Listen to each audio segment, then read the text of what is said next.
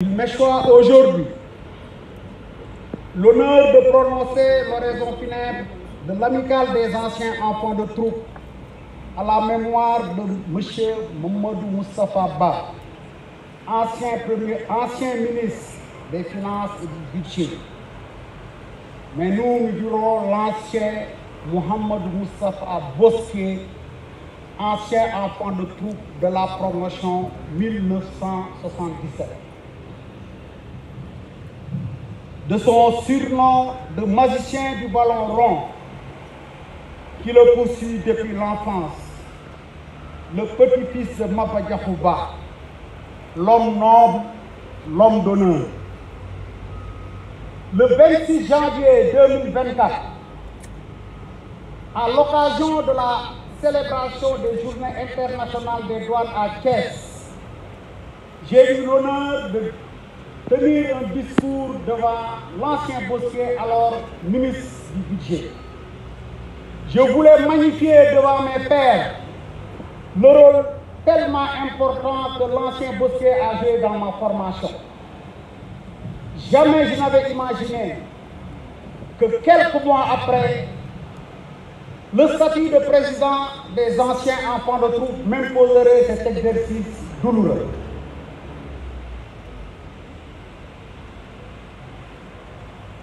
Je vais essayer. Je sais que j'ai essayé de me deviner, mais la rigueur et l'intransigeance de mes anciens m'ont imposé cet exercice.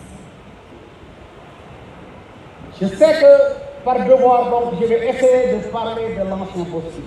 Mais je sais bien que parmi l'assistance, d'autres sont capables de parler de lui mieux que moi. Donc je vais essayer de parler de l'ancien Bosquier. Beaucoup de ces anciens, ses camarades de promotion et ses cadets lui ont rendu hommage à travers les réseaux sociaux. Et je vais en prendre quelques. L'ancien colonel Aziz Lao de la promotion 1968 disait de l'honorable ancien qu'il était compétent, engagé, doué, libre, noble, généreux, rigoureux et surtout disponible pour le savoir, pour mieux servir. Cette devise du brutal militaire qui l'a conduit à s'ériger à homme à tout faire au ministère des Finances. Son camarade de promotion, le général corps d'armée Mbaye Cissé, actuel chef d'état-major des forces armées, disait de son promotionnaire qu'il était humble, taquin à l'humour toujours contagieux, le distributeur automatique de gaieté avec son infatigable sourire, son rire frais et gratuit. Il n'avait de temps que pour les autres, le travail bien fait et les chiffres. Il ciselait à merveille au point de les transmuter en une symphonie toujours captivante, nourrie par son talent oratoire et sa technicité hors commun. Celui-là même qui l'a surnommé l'Almami des chiffres, l'Almami des finances. Un autre de ses camarades, cette fois-ci cadet, qui fut son ami, son collègue, et qui fut même son ministre, M. Makhtar Cissé, disait que c'est une perte immense pour le Sénégal. C'est une perte pour l'État. Mohamedou Moustapha Ba fut un homme d'une exquise courtoisie, d'une grande générosité intellectuelle et doté d'une grande culture de l'État. Il y a bien d'autres hommages, d'illustres AOT, comme le ministre Mbaye Thiam, Mamadou Thierno Talla, son camarade de promotion Karim Ndiaye, ses cadets Samba Laobé Fall, Mamoudou Wane, pour ne citer que cela. Mamadou Moustapha était un homme multidimensionnel, apprécié et respecté pour son humilité, sa courtoisie, son commerce facile, sa générosité, mais surtout pour son expertise inégalée dans son domaine. Beaucoup ont dit de lui qu'il était un orfèvre des finances. Bosquier, honorable ancien Bosquier, c'est aussi ce travailleur infatigable, acharné, rigoureux. Moustapha est un homme qui ne laissait pas indifférent. Il forçait l'admiration et le respect. Il était même amoureux de son métier de sa science. Il suffit pour s'en convaincre de se remémorer les jours avec les députés de l'Assemblée nationale, où il faisait preuve d'une pédagogie si rare pour convaincre son auditoire qui n'avait d'autre choix que de lui faire enfin un standing ovation. L'homme n'était pas qu'un expert des finances. Il était bon, profondément bon pour ses semblables, pour les inconnus. Généreux et altruiste, il savait partager. Il ne s'embarrassait point de soulager les peines, de panser les plaies et de redonner le sourire. Les anciens enfants de tout dont je porte la voix ici ne sont guère mécontents de l'ancien Bosquier. Bien au contraire, ils se vantent même qu'il ait été un d'eux, qu'il soit l'un d'eux, ne serait-ce pour rappeler ce fameux slogan si cher aux enfants de troupe. Enfants de troupe un jour, enfants de troupe pour toujours. Honorables anciens, les abbés vous seront éternellement reconnaissants. Reconnaissants d'avoir été un de leurs, d'avoir été surtout utile durant toute votre vie, utile à vos frères, vos amis, aux anonymes et aux âmes en détresse. À Yacine Sall, son épouse, Ndeye Niop, comme vous appellent certains de ses promotionnaires, nous vous demandons de vous armer de beaucoup de courage pour surmonter et endurer votre peine. Nous lui présenterons nos condoléances les plus sincères et nous disons que la fratrie sera toujours là. الذي خلق الموت والحياة ليبلوكم أيكم أحسن عملا وهو العزيز الغفور. إنا لله وإنا إليه راجعون. إن لله ما أخذ وله ما أعطى وكل شيء عنده بأجل مسمى فلتصبر ولتحتسب. mbokk jullit yi ak ku dul jullit ak bépp doomu aadama bu fi teew ñu ngi yëkkati kàddu ci turu famille Mouhamadou Moustapha Ba yëpp muy waa Nioro yëpp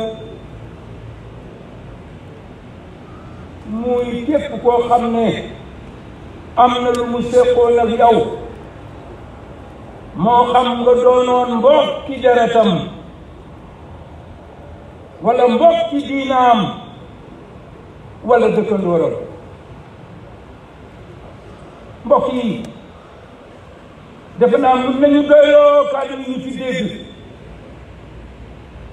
yëpp nañu ne ñun famille Mouhamadou Moustapha Ba tàmbale suñu kilifa yi ñii toog ak ñi jiitu ñëpp yëpp nañ ne Moustapha Ba dekete woo ñoom ñëpp a ko bokkoon. ñu doolee sant yàlla bu baax dañuy ñaanal leen ñëpp ñaanal ñëpp ñi amoon yéene ñëw teew ñi teew ak ñi nga xam ne ñoo fas yéene gunge ko ba kër bu mu jëm. mbokk yi ni ma ko waxee rek kii dem ñun si tënk dañuy ñaan rek yàlla subhanahu wa taala yàlla fekk lépp lu mu doon def si lu baax ci téere jëfam fële mu jëm yàlla ko gënal fii mu jóge. waaye nag mbokk yi dañ leen di gërëm leen ñëpp di leen sant di leen ñaanal yàlla cant bu amul ak ci turu waa Nioro yëpp waa réew mi yëpp ndax yàlla dogal Mouhamadou Moustapha Ba kat yàlla dafa dogal moom ñëpp a bokk. suñuy kilifa yi am nañu teew kon ci seen tur ak seen digal mbokk ñaanal leen yàlla rek la ñu dese ñaanal kii fi jógee rek la ñu dese amatul lu dul ñaan njëggal ak yërmande yàlla defal ko ña muy fekk ak ña muy fekk ñëpp yàlla aussi leeral yoon wi ñii fas yéene gunge ko yàlla yóbbu ñëpp ci jàmm delloo si ñëpp ci jàmm أعوذ بالله السميع العليم من الشيطان الرجيم بسم الله الرحمن الرحيم الحمد لله رب العالمين الرحمن الرحيم مالك يوم الدين إياك نعبد وإياك نستعين اهدنا الصراط المستقيم صراط الذين أنعمت عليهم غير المغضوب عليهم ولا الضالين آمين اللهم لا إله إلا أنت المنان بديع السماوات والأرض ذو الجلال والإكرام اللهم إنا نسألك بأن نشهد أنك أنت الله لا إله إلا أنت الأحد الصمد الذي لم يلد ولم يولد ولم يكن له كفوا أحد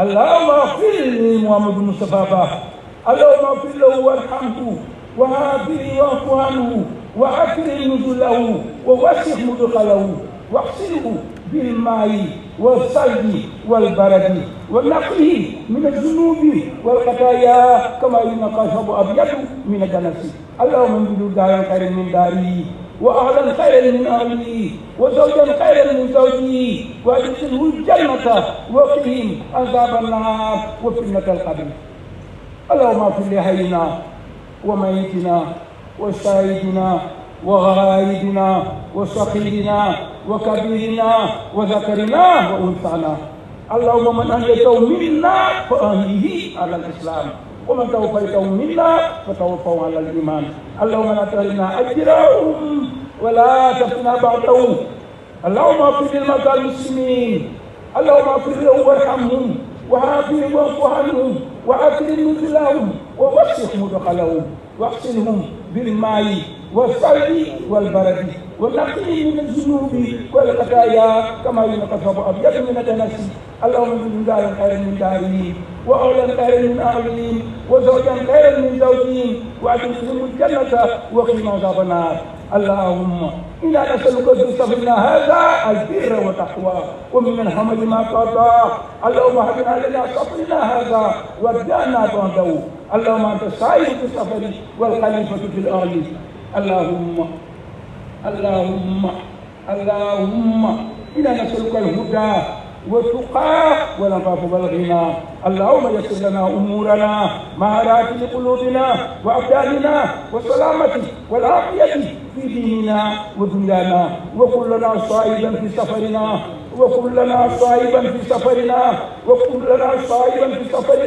وخليفه في اهلنا واتمس على وجوه دائنا اللهم أحسن عاقبتنا في الأمور كلها وأجرنا من خزي الدنيا وعذاب الآخرة يا أرحم الراحمين اللهم صل على سيدنا محمد وعلى آل محمد كما صليت على إبراهيم وعلى آل إبراهيم وبارك على محمد وعلى آل محمد كما باركت على إبراهيم وعلى آل إبراهيم في العالمين إنك حميد مجيد اللهم صل على سيدنا محمد الفاتح لما أغلق والخاتم لما سبق ناصر الحق والهادي إلى صراطك المستقيم وعلى آله وقدر قدر عظيم سبحان ربك رب العزة عما يصفون والسلام على المرسلين والحمد لله رب العالمين jërëjëf yàlla na yàlla fay leen yàlla na yàlla dina lépp yàggu asalaamaaleykum wa rahmatullah